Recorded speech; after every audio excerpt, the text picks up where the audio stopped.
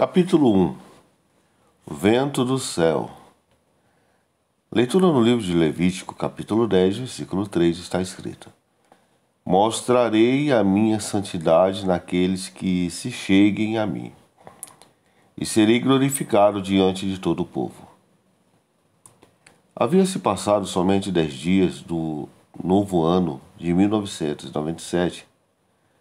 Naqueles poucos dias eu já havia ido à Europa e Ásia para ministrar. Estava entusiasmado quando subi novamente em um avião, desta vez rumo à América do Sul. Eu nunca havia falado à nação do Brasil e estava me sentindo honrado por ter sido convidado para falar na Conferência Nacional que ocorreria em 3 das maiores cidades daquele país.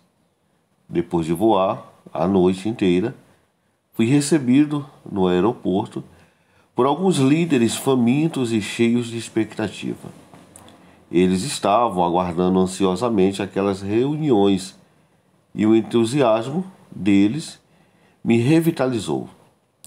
O primeiro culto aconteceu naquela mesma noite, na cidade do país, Brasília, na capital. Depois de poucas horas de descanso, meu intérprete e eu fomos levados do nosso hotel até o local da reunião, o estacionamento. E as ruas estavam lotadas de carros, e eu pude ver que a reunião contaria com um grande número de pessoas. Quando nos aproximamos do prédio, pude ouvir a música que escapava por uma abertura de 1,5 m destinada à ventilação, que ficava entre o topo da parede e o telhado. Meu entusiasmo e expectativa aumentavam enquanto eu ouvia a música de refrãos conhecidos sendo cantada em português, o idioma principal do Brasil. Do lado de dentro, fui conduzido diretamente à plataforma. O auditório, que comportava aproximadamente 4.000 pessoas, estava cheio. A plataforma sacudia ao som de louvores poderosos. A qualidade do som era muito boa, pois os músicos eram experientes e fluíam bem em conjunto. A música cantada também era excelente, e os líderes de louvor eram dotados de vozes muito boas. Contudo, rapidamente percebi a total ausência da presença do Senhor. À medida que passava os olhos pela multidão e pelos músicos, pensei: onde está Deus? Então imediatamente perguntei: Senhor, onde está a tua presença? Enquanto aguardava a sua resposta, observei o que estava acontecendo naquele lugar. Através das luzes brilhantes da plataforma, pude ver as pessoas se movimentando pelo local. Muitas tinham os olhos abertos, olhando para alguma coisa ou para alguém. Muitas pareciam estar entediadas.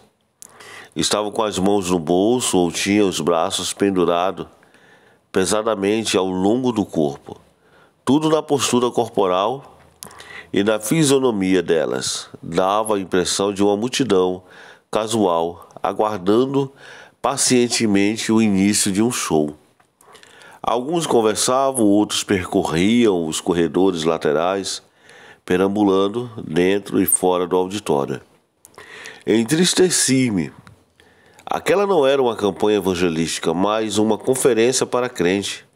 Eu sabia que poderia haver alguns na audiência que não era crente, mas também sabia que a maioria dos que estavam presentes naquela multidão indiferente era cristão. Esperei na esperança de que as pessoas entrassem no verdadeiro espírito de reverência diante do Senhor. E pensei: com certeza essa atmosfera vai mudar. Mas não mudou. Depois de 20 e 30 minutos, o tempo da música ficou mais lento, passando ao que chamamos de música de adoração. Mas o que pude testemunhar estava longe da verdadeira adoração. Esse mesmo comportamento casual que eu havia observado quando entrei no auditório havia se mantido também dentro do culto. Quando o louvor terminou, parecia que mais de 1 hora havia se passado, mas na verdade foram menos de 40 minutos. Foi dito aos presentes que se sentassem. Eles se sentaram, mas o ruído de conversas casuais no fundo continuou. Um líder pegou o microfone para exortar o povo, mas as pessoas continuavam falando. O líder leu uma passagem da Bíblia e ministrou sobre ela. Durante todo o tempo eu podia ouvir o ruído monótono de muitas vozes falando e de muitas pessoas se movimentando na congregação. Também percebi que muitas pessoas não prestavam atenção a quem falava. Eu mal podia acreditar no que estava vendo. Frustrado, perguntei a meu intérprete brasileiro se esse comportamento era normal nos cultos deles. Ele também sentia a mesma aversão que eu. Às vezes tenho que lidar com o assunto e pedir às pessoas que, por favor, prestem atenção, sussurrou ele. Àquela altura, eu estava ficando zangado.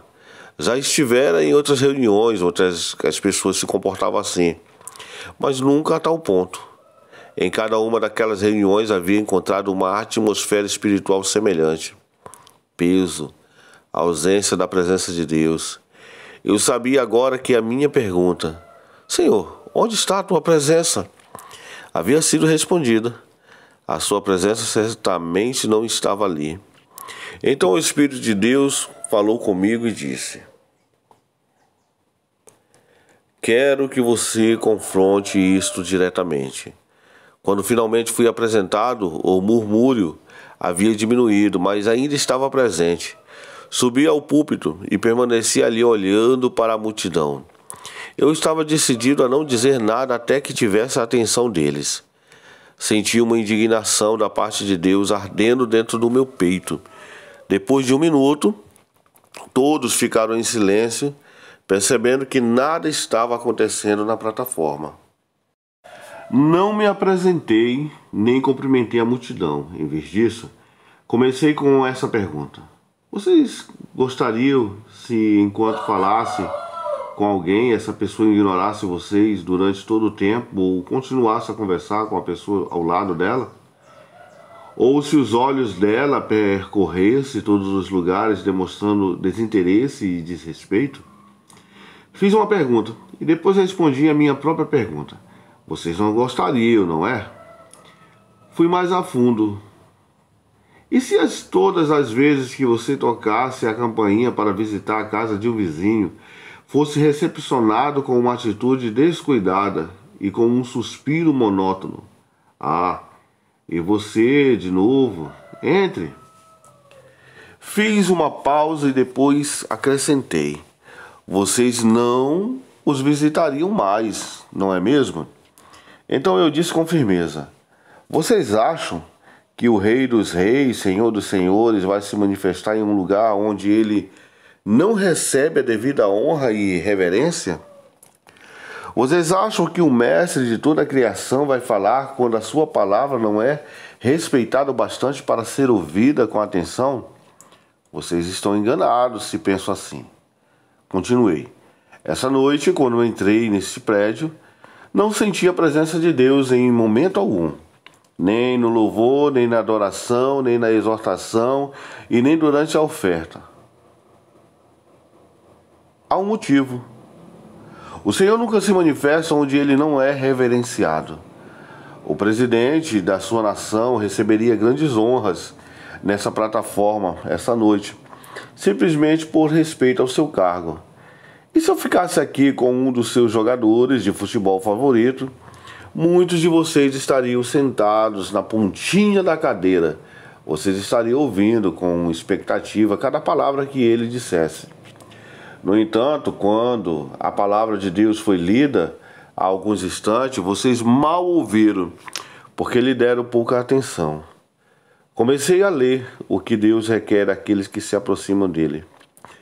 Mostrarei minha santidade naqueles que se cheguem a mim, e serei glorificado diante de todo o povo.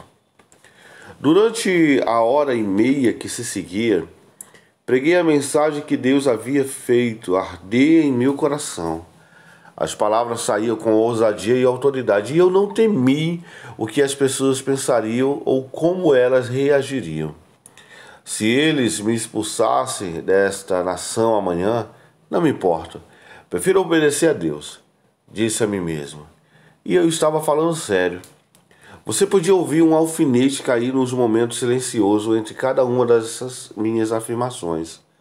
Durante aquela hora e meia não houve mais ruídos na multidão. Não houve mais desrespeito. O Espírito de Deus havia prendido a atenção das pessoas com a sua palavra. A atmosfera mudava a cada minuto. Eu podia sentir a palavra de Deus batendo na casca endurecida dos corações. No fechamento da minha mensagem, pedi a cada pessoa presente que fechasse seus olhos. O chamado ao arrependimento foi incisivo e breve. Se você tem tratado o que Deus chama de santo como coisa comum, se você tem vivido com uma atitude irreverente para com as coisas de Deus, e se essa noite você está convencido pelo Espírito Santo através da sua palavra, você está pronto a se arrepender diante de Deus? Se está, coloque-se de pé. Sem hesitação, 75% dos presentes se levantaram. Inclinei a cabeça fazendo essa oração simples e sincera. Senhor, confirma a tua palavra pregada essa noite a essas pessoas. Imediatamente a presença do Senhor encheu aquele auditório. Embora eu não tivesse dirigido a congregação em oração, ouvi soluços e gritos que se levantavam na multidão. Foi como se uma onda da presença de Deus tivesse varrido o prédio, trazendo purificação e refrigério.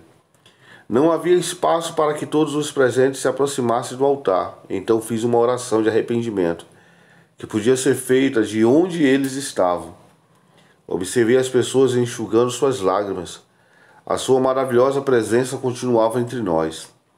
Depois de alguns minutos, a presença de Deus diminuiu sua intensidade. Encorajei as pessoas a não tirarem o foco do seu mestre. Chegai-vos a Deus e ele chegará a vós outros. Tiago, capítulo 4, versículo 8. Alguns instantes se passaram. A outra onda da sua presença inundou o local. Houve mais lágrimas à medida que os gritos aumentavam. A presença de Deus era mais ainda abrangente dessa vez. E mais pessoas foram tocadas pelo Mestre. Isso durou alguns minutos e depois diminuiu novamente. Exortei o povo a não se desconcentrar entre essas ondas, mas se agarrar ao foco do seu coração. Alguns minutos depois ouvi o Espírito de Deus sussurrar em meu coração. Estou vindo novamente. Imediatamente senti isso e disse: Ele está vindo novamente. O que escrevo agora, de modo algum, pode representar com precisão o que aconteceu em seguida. As minhas palavras são limitadas demais e Deus é tremendo demais. Nem posso exagerar, pois isso também seria uma irreverência. Pedi a 3 líderes que estavam presentes que me esclarecesse e confirmasse o que vou relatar. Mal a palavra novamente saiu dos meus lábios quando aconteceu algo. E a única maneira que encontro para descrever é comparando com a decolagem de um jato a apenas 100 metros de distância de alguém. Isso descreve o tremendo ruído do vento, que soprou imediatamente por todo o auditório. Quase que imediatamente o povo irrompeu em oração fervorosa e intensa, suas vozes se elevando e se combinando, quase que em um único clamor. Quando ouvi pela primeira vez o vento impetuoso, imaginei que um avião a jato tivesse acabado de passar sobre o prédio. Eu não queria de modo algum atribuir alguma coisa a Deus, se houvesse uma chance de que não fosse Ele. Minha mente rapidamente calculou a distância que estávamos do aeroporto. Ele não estava nem um pouco próximo e as suas horas haviam se passado, sem qualquer ruído de aviões nas proximidades. Voltei-me para dentro de mim em busca do Espírito. Percebendo que eu podia sentir a presença de Deus de uma forma tremenda, que as pessoas haviam explodido em oração. Aquela certamente não era a reação da passagem de um avião sobre as nossas cabeças. Se tivesse sido um avião, ele teria de estar voando a altitude de menos de 100 metros sobre o prédio para soar daquela maneira. E mesmo a essa altura, não seríamos capazes de ouvir um barulho tão poderoso acima do clamor de 3.000 pessoas orando em alta voz. O som que ouvia era muito mais alto e superou claramente todas as vozes. Tendo decidido em minha mente que o vento era o vento do Espírito Santo, ainda assim eu não disse nada. Eu não queria passar uma informação imprecisa ou estimular as pessoas com declarações de manifestação espiritual exagerada. O som desse vento durou aproximadamente 2 minutos. Quando ele diminuiu, deixou o seu rastro, um povo que orava e chorava. A atmosfera estava carregada de uma reverência santa. A presença do Senhor era muito real e poderosa. As tremendas consequências da presença de Deus continuaram durante 15 a 20 minutos. Então entreguei a plataforma ao líder e pedi para ser levado imediatamente para fora do prédio. Em geral, costumo permanecer no local e conversar com as pessoas depois de um culto. Mas naquele instante, qualquer conversa casual parecia imprópria. Os líderes convidaram-me para unir-me a eles para o jantar, mas recusei. Ainda abalado pela presença de Deus, respondi: não quero, apenas voltar ao meu quarto do hotel. Fui acompanhado até o carro e dirigi-me de volta ao hotel, acompanhado de meu intérprete e de uma senhora e seu marido, que eram líderes da região. Aquela mulher era uma cantora cuja música era popular no país. Ela entrou no carro chorando. Você ouviu o vento? Respondi rapidamente. Aquilo foi um avião? Embora eu sentisse em meu coração que não era, queria ter uma confirmação e estava decidido a não ser o primeiro a dizer nada. Não, declarou ela sacudindo a cabeça. Era o Espírito do Senhor. Então seu marido, um homem que achei muito quieto e reservado, afirmou com firmeza: não havia nenhum avião por perto do prédio. Realmente, exclamei. Ele prosseguiu. Além do mais, o som daquele vento não passou pela mesa de som. Não houve qualquer leitura na mesa, nem registro de ruído algum. Fiquei em silêncio, completamente extasiado. Mais tarde, soube, porque aquele homem estava tão certo de que o vento que ouvimos não havia sido causado por uma aeronave. Havia seguranças contratados e policiais do lado de fora que também relataram ter ouvido um som poderoso vindo de dentro do prédio. Do lado de fora não houve vento algum. Era apenas mais uma calma noite brasileira. A esposa dele continuou, enquanto as lágrimas desciam por seu rosto. Vi ondas de fogo descendo sobre o prédio e anjos por toda parte. Eu mal podia crer no que eu via. Eu havia ouvido a mesma descrição feita por um ministro 2 meses antes, em reuniões na Carolina do Norte. Eu havia pregado sobre o temor do Senhor, e a presença de Deus havia caído poderosamente sobre os que estavam reunidos. Mais de 100 crianças pequenas choraram abundantemente durante 1 hora. Uma ministra visitante disse ao pastor que ela havia visto ondas de bolas de fogo caindo sobre o prédio. Isso também foi confirmado por 3 membros do coral. Agora, eu só queria estar a sós com o Senhor. Quando me vi na privacidade do meu quarto do hotel, tudo o que eu pude fazer foi adorar e orar.